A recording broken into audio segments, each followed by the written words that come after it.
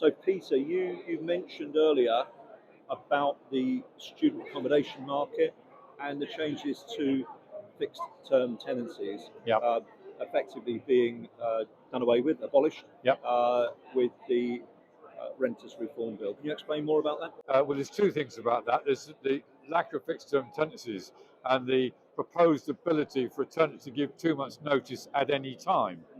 Now, and with the loss of the Section 21, they could roll on and on and on. In terms of the student market, it's a peculiar market. Everyone Yes. says that. Actually, I believe that the loss of the Section 21 for student landlords is not that important, because I'm yet to meet a student landlords who had to serve a Section 21. They tend to come to an end. Anyway, the government said there will be a special ground under Section 8 to evict. Yes. That's not the problem. That's the end of the let. The problem's at the beginning of the let. Right. So you start in, say, August for sake Yes. of argument, Yes. and a student tenant gives you 2 months' notice immediately. You come Christmas, say, Yeah. and that person goes, technically, if you've got more than one person in there, by one person giving notice, it gives notice for all. Yes. So it gives, So it's you just may bad for everybody. 3, 4, 5, 6, 7 Yeah. individuals. And then, Yeah. and At what could very well be a very difficult time, you're potentially looking at another 2 terms of an empty property. and it's bad for the tenants as well, because the landlord might go, I cannot fill that one, especially if you've only got, say, 4. Yes. I can't fill that one place with a student. I'm going to put a non-student in there and muck up the whole feeling of the let. Or they might say, actually, I've got a family who wants to take it. Right. You're all out. Yes.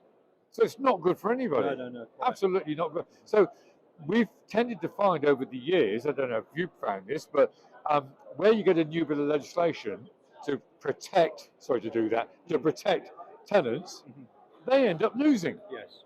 Unintended Tenant fees ban, deregulation. It's the tenant always ends up losing out. And I fear they will do again. Indeed. So this looks like it's going to go ahead. I mean, our iHowz, together with the other landlords' bodies, still trying to tweak as the Renters Reform Bill works. I think that's the word, tweak, because there's lots of an awful lot of it's in legislation already. Yes. It's just replication, Yes. quite frankly. Yeah. No pets, no DSS. That's in contract law. You've got to have a good reason now under contract law to refuse a pet. You don't need that in there. So a lot of it's in there. You need a decent home. HHSRS, that's already in. It's all in there. Yeah. So we've got, I don't know, something like nearly 200 bits of legislation already. Yes. I've already mentioned if we get a new housing minister, they will bring in new bits of legislation, because a new person likes to bring in new legislation, even though it's already there. Their stamp on it. Yeah. Yeah. So Peter Littlewood from iHowz, thank you very much for your time Richard, today. Thank